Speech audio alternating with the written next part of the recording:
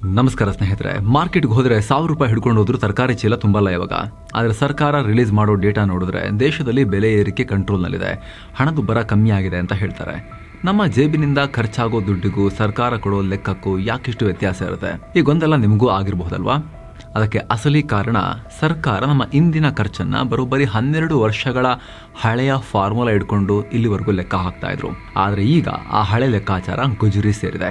ಭಾರತದ ಆರ್ಥಿಕತೆಯ ಲೆಕ್ಕಾಚಾರದಲ್ಲಿ ಈಗೊಂದು ಮೂಲಭೂತ ಬದಲಾವಣೆ ಆಗಿದೆ. ಕೇಂದ್ರ ಸರ್ಕಾರ ರಿಟೇಲ್ ಹಣದುಬ್ಬರ ಅಥವಾ ಕನ್ಸ್ಯೂಮರ್ ಪ್ರೈಸ್ ಇಂಡೆಕ್ಸ್ ಅಳೆಯುವ ವಿಧಾನವನ್ನ ಸಂಪೂರ್ಣ ಚೇಂಜ್ ಮಾಡಿದೆ. ಹಾಗಿದ್ರೆ ಏನಿದು ಹೊಸ ಲೆಕ್ಕಾಚಾರ? ಇದರಿಂದ ನಿಮ್ಮ ಲೋನ್ EMI ಕಮ್ಮಿ ಆಗುತ್ತಾ?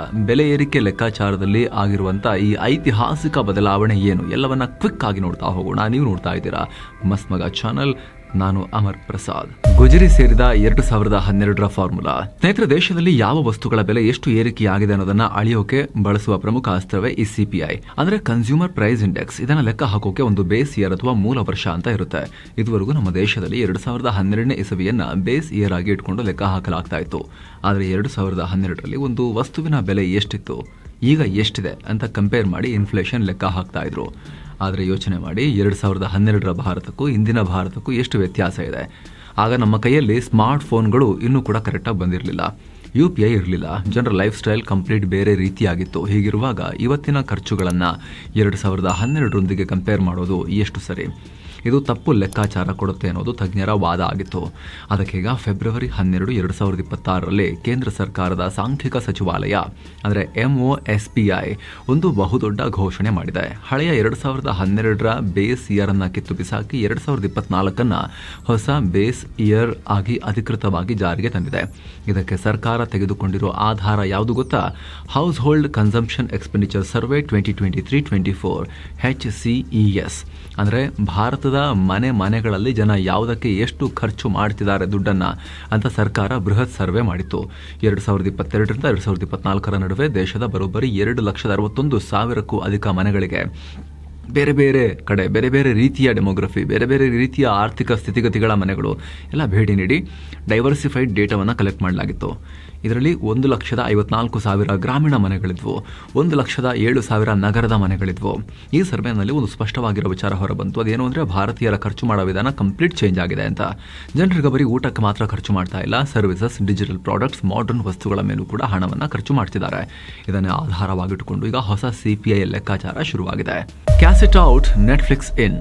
ಸ್ನೇಹಿತರೆ, ಬೆಲೆ ಏರಿಕೆ ಲೆಕ್ಕ ಹಾಕೋಕೆ ಸರ್ಕಾರ ಒಂದಷ್ಟು ವಸ್ತುಗಳ ಪಟ್ಟಿಯನ್ನ ಮಾಡಿರುತ್ತೆ. ಇದನ್ನ CPI ಬಾಸ್ಕೆಟ್ ಅಂತ ಕರೀತಾರೆ. ಸರ್ಕಾರ ಬೆಲೆ ಏರಿಕೆ ಲೆಕ್ಕ ಹಾಕಬೇಕಾದ್ರೆ ಒಂದು ಕಾಲ್ಪನಿಕ ಬುಟ್ಟಿಯನ್ನ ಇಟ್ಟುಕೊಳ್ಳುತ್ತೆ. ಆ ಬುಟ್ಟಿಯಲ್ಲಿ ದಿನನಿತ್ಯ ಬಳಸೋ ವಸ್ತುಗಳನ್ನ ಹಾಕಿ ಆ ವಸ್ತುಗಳ ಬೆಲೆ ಮಾರುಕಟ್ಟೆಯಲ್ಲಿ ಎಷ್ಟಿದೆ ಅಂತ ಟ್ರ್ಯಾಕ್ ಮಾಡ್ತಾರೆ. ಈ ಹಿಂದೆ 2012ರಲ್ಲಿ ಈ ಬುಟ್ಟಿಯಲ್ಲಿ ಕೇವಲ 299 ವಸ್ತುಗಳಿದ್ವು. ಆದ್ರೀಗ ಹೊಸ 2024ರ ಬುಟ್ಟಿಯಲ್ಲಿ 358 ವಸ್ತುಗಳನ್ನ ಟ್ರ್ಯಾಕ್ ಮಾಡಲಾಗ್ತಿದೆ. ಇದರಲ್ಲಿ 308 ವಸ್ತುಗಳು ಮತ್ತು 50 ಸೇವೆಗಳು ಸೇರಿವೆ. ಬುಟ್ಟಿ ದೊಡ್ಡದಾಗಿದೆ ಅನ್ನೋದಕ್ಕಿಂತ ಹೆಚ್ಚಾಗಿ ಆ ಬುಟ್ಟಿಯಲ್ಲಿನ ವಸ್ತುಗಳು ಕಂಪ್ಲೀಟ್ ಚೇಂಜ್ ಆಗಿವೆ. ಹೌದು, ಇವತ್ತಿನ ಕಾಲಕ್ಕೆ ಯೂಸ್ ಆಗದ ಔಟ್ಡೇಟೆಡ್ ಆಗಿರೋ ವಸ್ತುಗಳನ್ನು ಪಟ್ಟಿಯಿಂದ ಕಿತ್ತು ಬಿಸಾಕಲಾಗಿದೆ. ಉದಾಹರಣೆಗೆ, ಹಳೆಯ ಬುಟ್ಟಿಯಲ್ಲಿ video cassette, VCR, VCD, DVD ಪ್ಲೇಯರ್ಗಳು, ರೇಡಿಯೋ, ಟೇಪ್ ರೆಕಾರ್ಡರ್ಗಳು, ಸೆಕೆಂಡ್ ಹ್ಯಾಂಡ್ ಬಟ್ಟೆಗಳು, ಇವನ್ನೆಲ್ಲ ಈಗ ಯಾರು ಬಳಸ್ತಾರೆ? ಹಾಗಾಗಿ ಇವನ್ನೆಲ್ಲ CPI ಲೆಕ್ಕಾಚಾರದಿಂದ ಪರ್ಮನೆಂಟ್ ಆಗಿ ಡಿಲೀಟ್ ಮಾಡಲಾಗಿದೆ. ಅದರ ಬದಲು ಹೊಸ ಜನರೇಷನ್ನ ವಸ್ತುಗಳು ಎಂಟ್ರಿ ಕೊಟ್ಟಿವೆ.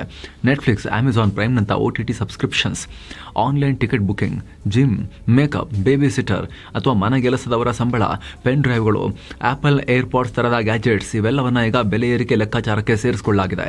ಗಮನಿಸಿ, ಮೊದಲ ಬಾರಿಗೆ ಗ್ರಾಮೀಣ ಮನೆ ಬಾಡಿಗೆಯನ್ನು ಕೂಡ, ರೂರಲ್ ಹೌಸ್ ರೆಂಟ್ ಅನ್ನು ಕೂಡ ಅಧಿಕೃತವಾಗಿ ಲೆಕ್ಕಕ್ಕೆ ತೆಗೆದುಕೊಳ್ಳಲಾಗ್ತಾ ಇದೆ. ಅಂದರೆ ನೀವು ದಿನನಿತ್ಯ ಬಳಸೋ ಮಾಡರ್ನ್ ವಸ್ತುಗಳ ಬೆಲೆ ಏರಿಳಿತ ಆಗೋದು ಈಗ ಅಧಿಕೃತವಾಗಿ ಸರ್ಕಾರದ ರಿಪೋರ್ಟ್ನಲ್ಲಿ ಕಾಣಿಸೋಕೆ ಶುರುವಾಗುತ್ತೆ. ನೆಟ್ಫ್ಲಿಕ್ಸ್, ಅಮೆಜಾನ್ ಪ್ರೈಮ್ ಕೂಡ ಈಗ ಲೆಕ್ಕಕ್ಕೆ ಸಿಗುತ್ತೆ. ಹಳೆಯ ಲೆಕ್ಕಾಚಾರದಲ್ಲಿ ದೊಡ್ಡ ಪ್ರಾಬ್ಲಮ್ ಅಂದರೆ ಡಿಜಿಟಲ್ ಖರ್ಚುಗಳನ್ನು ಲೆಕ್ಕಕ್ಕೆ ಇಟ್ಕೊಂಡಿರಲಿಲ್ಲ.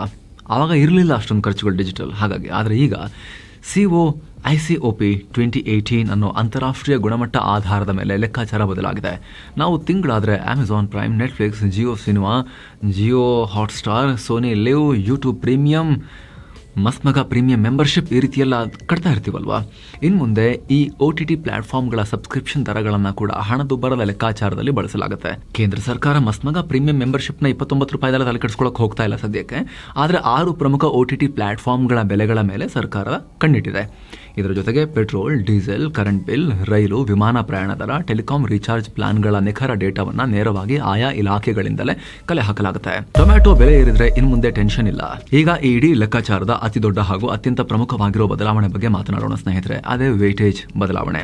ವೇಟೇಜ್ ಅಂದ್ರೆ ಏನು? ಸಿಂಪಲ್ ಆಗಿ ಹೇಳ್ತೀವಿ ಕೇಳಿ. ಒಬ್ಬ ಕಾಮನ್ ಮ್ಯಾನ್ 100 ರೂಪಾಯಿನ ದುಡಿತಾರೆ ಅಂತ ಹೇಳಿದ್ರೆ ಅದರಲ್ಲಿ ಎಷ್ಟು ರೂಪಾಯಿನ ಅವರು ಊಟ ತಿಂಡಿಗೆ ಖರ್ಚು ಮಾಡ್ತಾರೆ ಅಂತ, ಎಷ್ಟು ರೂಪಾಯಿನ ಬಟ್ಟೆಗೆ, ಆಸ್ಪತ್ರೆಗೆ, ಓಡಾಟಕ್ಕೆ ಖರ್ಚು ಮಾಡ್ತಾರೆ ಅಂತ, ಅದನ್ನೇ ವೇಟೇಜ್ ಅಂತ ಕರೆಯೋದು. ಹಿಂದೆ ಏನಾಗ್ತಿತ್ತು ಗೊತ್ತಾ? ಮಾರ್ಕೆಟ್ನಲ್ಲಿ ದಿಢೀರಂತ ಟೊಮ್ಯಾಟೊ ಅಥವಾ ಈರುಳ್ಳಿ ಬೆಲೆ 100ರ ಗಡಿ ದಾಟಿದ್ರೆ ಇಡೀ ದೇಶದ ಹಣದುಬ್ಬರ ವಿಪರೀತ ಏರಿಕೆಯಾದಂತ ಕಾಣಿಸ್ತಾ ಇತ್ತು. ಕಾರಣ ಹಳೆಯ 2012ರ ಬುಟ್ಟಿನಲ್ಲಿ ಆಹಾರ ಮತ್ತು ಪಾನೀಯ ವಿಭಾಗಕ್ಕೆ ಬರೋಬ್ಬರಿ 45.86% ವೇಟೇಜ್ ಕೊಡಲಾಗಿತ್ತು. ಅಂದರೆ ಒಟ್ಟು ಬೆಲೆ ಏರಿಕೆಯ ಲೆಕ್ಕದಲ್ಲಿ ಅರ್ಧಕ್ಕರ್ಧ ಪಾಲು ಆಹಾರ ವಸ್ತುಗಳದೇ ಇತ್ತು.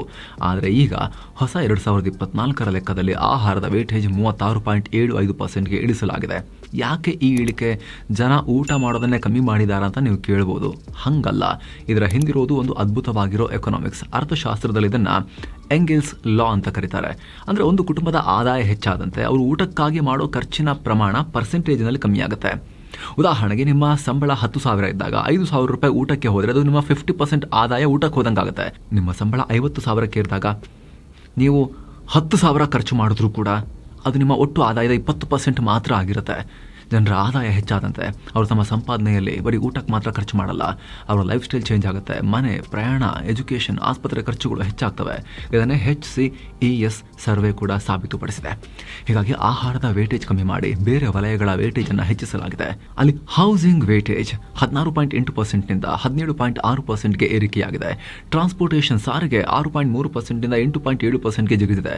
ಪರ್ಸನಲ್ ಕೇರ್, ವೈಯಕ್ತಿಕ ಆರೈಕೆಯ ಖರ್ಚು 4ರಿಂದ 5%ಗೆ ಹೆಚ್ಚಾಗಿದೆ. ಇನ್ಫಾರ್ಮೇಷನ್ ಮತ್ತು ಕಮ್ಯುನಿಕೇಷನ್, ಮೊಬೈಲ್, ಇಂಟರ್ನೆಟ್ ಎಲ್ಲ ಸೇರಿ 3.3%ನಿಂದ 3.6%ಗೆ ಏರಿಕೆಯಾಗಿದೆ. ಇದರ ನೇರ ಪರಿಣಾಮ ಏನು ಗೊತ್ತಾ? ಇನ್ನು ಮುಂದೆ ಕೇವಲ ತರಕಾರಿ ಬೆಲೆ ಏರಿಳಿತದಿಂದ ಒಟ್ಟು ಹಣದುಬ್ಬರದ ರಿಪೋರ್ಟ್ನಲ್ಲಿ ಭಾರಿ ಏರುಪೇರು ಕಾಣಿಸೋದಿಲ್ಲ. ರಿಪೋರ್ಟ್ ಹೆಚ್ಚು ಸ್ಟೇಬಲ್ ಆಗಿರುತ್ತೆ. ಆನ್ಲೈನ್ ಶಾಪಿಂಗ್ ಮೇಲೂ ಸರ್ಕಾರದ ಹೈಟೆಕ್ ನಿಗಾ. ಇದೆಲ್ಲದರ ಜೊತೆಗೆ ಡೇಟಾ ಕಲೆ ಹಾಕುವ ವಿಧಾನ ಕೂಡ ಈಗ ಹೈಟೆಕ್ ಆಗಿದೆ. ಹಿಂದೆಲ್ಲ ಅಧಿಕಾರಿಗಳು ಮಾರುಕಟ್ಟೆಗೆ ಹೋಗಿ ಪೆನ್ನು ಪೇಪರ್ ಹಿಡಿದು ರೇಟ್ ಬರ್ಕೊಳ್ತಾ ಇದ್ರು. ಆದರೆ ಈಗ ಕಂಪ್ಲೀಟ್ ಡಿಜಿಟಲ್ ಟ್ಯಾಬ್ಲೆಟ್ಗಳನ್ನು ಬಳಸಿ CAPI ಅಂದರೆ ಕಂಪ್ಯೂಟರ್ ಅಸಿಸ್ಟೆಡ್ ಪರ್ಸನಲ್ ಇಂಟರ್ವೇನಿಂಗ್ ಸಾಫ್ಟ್ವೇರ್ ಮೂಲಕ ರಿಯಲ್ ಟೈಮ್ ಡೇಟಾ ಎಂಟ್ರಿ ಮಾಡಲಾಗ್ತಿದೆ. ದೇಶದ 1465 ಗ್ರಾಮೀಣ ಮಾರುಕಟ್ಟೆಗಳು ಮತ್ತು 1407 ನಗರ ಮಾರುಕಟ್ಟೆಗಳಿಂದ ನಿರಂತರವಾಗಿ ಡೇಟಾ ಫೀಡ್ ಆಗ್ತಾ ಇರುತ್ತೆ. ಅಷ್ಟೇ ಅಲ್ಲ, ಈಗ ನಾವೆಲ್ಲ ಫಿಸಿಕಲ್ ಅಂಗಡಿಗಳಿಗಿಂತ ಆನ್ಲೈನ್ ಶಾಪಿಂಗ್ ಮೇಲೆ ಹೆಚ್ಚು ಡಿಪೆಂಡ್ ಆಗ್ತಾ ಇದೀವಿ, ನಗರಗಳಲ್ಲಿ ಮುಖ್ಯವಾಗಿ. ಇದನ್ನು ಗಮನಿಸಿರೋ ಸರ್ಕಾರ ದೇಶದ ಪ್ರಮುಖ 12 ಇ-ಕಾಮರ್ಸ್ ಮಾರ್ಕೆಟ್ ಪ್ಲೇಸ್ಗಳನ್ನು ಕೂಡ CPI ಲೆಕ್ಕಾಚಾರದ ಹಿಂದಕ್ಕೆ ತಳ್ಳಿದೆ, ಅದಕ್ಕೆ ಸೇರಿಸಿಕೊಂಡಿದ್ದಾರೆ. ತಿಂಗಳಿಗೆ 4 ವಾರಗಳ ಕಾಲ ಆನ್ಲೈನ್ ಪ್ಲಾಟ್ಫಾರ್ಮ್ಗಳಲ್ಲಿ ವಸ್ತುಗಳ ಬೆಲೆ ಏನಿದೆ ಅನ್ನೋದನ್ನ ಟ್ರ್ಯಾಕ್ ಮಾಡಲಾಗ್ತಾ ಇದೆ. Global standard formula. ಈ ಹೊಸ ಬದಲಾವಣೆ ಕೇವಲ ಭಾರತದ ಮಟ್ಟಿಗೆ ಮಾತ್ರ ಸೀಮಿತವಾಗಿಲ್ಲ. ಇದರಿಂದ ಜಾಗತಿಕ ಮಟ್ಟದಲ್ಲೂ ಭಾರತದ ಇಮೇಜ್ ಚೇಂಜ್ ಆಗುತ್ತೆ. ಇಷ್ಟು ದಿನ ನಾವು ಬೆಲೆ ಏರಿಕೆಯನ್ನ ಕೇವಲ 6 ಮುಖ್ಯ ವಿಭಾಗಗಳಲ್ಲಿ ಗ್ರೂಪ್ಸ್ ಅಲ್ಲಿ ಲೆಕ್ಕ ಹಾಕ್ತಿದ್ವಿ. ಆದರೆ ಇದನ್ನು 12 ವಿಭಾಗಗಳಿಗೆ, ಡಿವಿಷನ್ಸ್ಗೆ ವಿಸ್ತರಿಸಲಾಗಿದೆ. ಆಹಾರ, ಬಟ್ಟೆ, ಮನೆ ಬಾಡಿಗೆ, ಆರೋಗ್ಯ, ಸಾರಿಗೆ, ಶಿಕ್ಷಣ, ಮನರಂಜನೆ, ರೆಸ್ಟೋರೆಂಟ್, ಹೀಗೆ ಒಟ್ಟು 12 ಕ್ಲಿಯರ್ ಕ್ಯಾಟಗರೀಸ್ ಅನ್ನ ಮಾಡಲಾಗಿದೆ.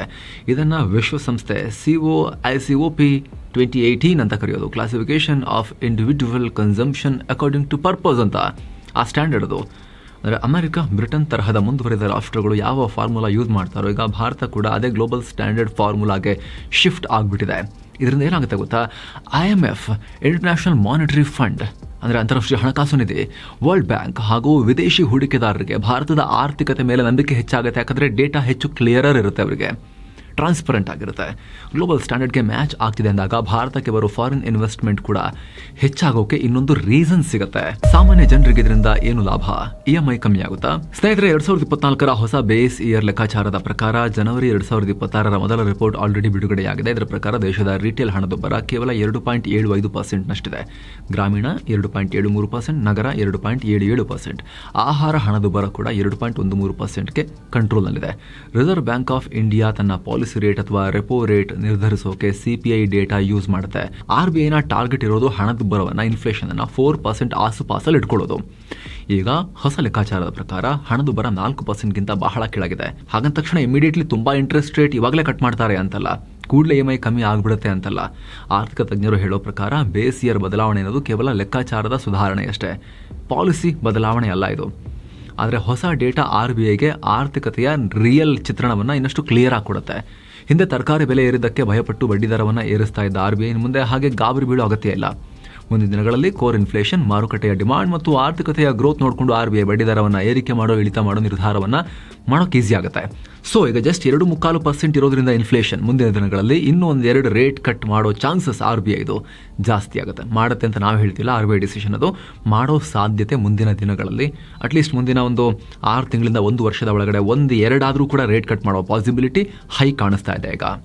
ಒಟ್ಟಾರೆಯಾಗಿ ಹೇಳೋದಾದ್ರೆ ಹೊಸ CPI ಲೆಕ್ಕಾಚಾರ ಭಾರತದ ಆರ್ಥಿಕತೆಯ ನೈಜ ಪ್ರತಿಬಿಂಬ ಅಂತ ಹೇಳ್ಬೋದು ಸ್ನೇಹಿತರೆ. ಈ ಬಗ್ಗೆ ನಿಮಗೇನನ್ಸುತ್ತೆ? ಇದೆಲ್ಲ ನಿಮಗೆ ಸಂಬಂಧಪಟ್ಟಂತ ಮಾಹಿತಿ, ತಿಳ್ಕೊಂಡಿರ್ಲೇಬೇಕಾಗಿರೋ ಜ್ಞಾನ ಎಕನಾಮಿಕ್ಸ್ದು, ಡೈಲಿ ಲೈಫ್ಗೆ ಅಫೆಕ್ಟ್ ಮಾಡೋ ವಿಚಾರ ಇದು ಸ್ನೇಹಿತರೆ. EMI, ಇಂಟ್ರೆಸ್ಟ್ ರೇಟ್ ಎಲ್ಲ ಇದ್ರ ಬಗ್ಗೆ ಇನ್ ಡೆಪ್ತ್ ಮಾಹಿತಿ ಕೊಡೋ ಪ್ರಯತ್ನ ಮಾಡಿದೀವಿ. ನಿಮ್ಮ ಒಪಿನಿಯನ್ ದಯವಿಟ್ಟು ಮಿಸ್ ಇಲ್ಲದೆ ಕಾಮೆಂಟ್ ಮಾಡಿ ತಿಳಿಸಿ, ಚರ್ಚೆ ಮಾಡೋಣ. ಹಾಗೆ ಸ್ನೇಹಿತರೆ, ವಿಡಿಯೋ ಕೆಳಗಡೆ ಜಾಯಿನ್ ಬಟನ್ ಇದೆ, ಅದ್ರ ಮೇಲೆ ಕ್ಲಿಕ್ ಮಾಡೋ ಮೂಲಕ ಇದೇ ರೀತಿ ಮಸ್ತ್ ಮಗ ಚಾನಲ್ನ ಇನ್ ಡೆಪ್ತ್ ಮಾಹಿತಿಯನ್ನು, ವಿಶೇಷವಾಗಿ ಅಲ್ಲಿ ಎಕನಾಮಿಕ್ಸ್ನ ಮಿನಿ ಸೀರೀಸಿಗೆ ಪಬ್ಲಿಷ್ ಆಗ್ತಾ ಇದೆ ಮೆಂಬರ್ಶಿಪ್ನಲ್ಲಿ. 6-7 ಎಪಿಸೋಡ್ ಆಲ್ರೆಡಿ ಪಬ್ಲಿಷ್ ಆಗಿದೆ. ಅದನ್ನು ಸೇರಿದ ಹಾಗೆ ಎಲ್ಲ ಮೆಂಬರ್ ಓನ್ಲಿ ಕಾಂಟೆಂಟನ್ನು ನೀವು ಕೂಡ ನೋಡೋಕೆ ಶುರು ಮಾಡ್ಬೋದು. ವೀಕ್ಲಿ ಮೆಂಬರ್ ಓನ್ಲಿ ಬಿಸ್ನೆಸ್ ಕೂಡ ಅಲ್ಲಿರುತ್ತೆ ಮೆಂಬರ್ಶಿಪ್ಪಲ್ಲಿ, ನೋಡೋಕೆ ಶುರು ಮಾಡ್ಬೋದು. ಎಲ್ಲಕ್ಕಿಂತ ಹೆಚ್ಚಾಗಿ ನೀವು ನಮ್ಮ ತಂಡದ ನಿಷ್ಪಕ್ಷಪಾತ ಕೆಲಸಕ್ಕೆ ಹಾಗೂ ಡೆಪ್ತ್ ಇನ್ಫಾರ್ಮೇಷನ್ಗೆ ಬೆಂಬಲ ಕೊಟ್ಟಂತೇನೂ ಆಗುತ್ತೆ. ಆಸಕ್ತರು ಜಾಯಿನ್ ಬಟನ್ ಚೆಕ್ ಮಾಡಿ ಮತ್ತೆ ಭೇಟಿ ಆಗ್ತಿರೋಣ ಸ್ನೇಹಿತರೆ. ನಮಸ್ಕಾರ.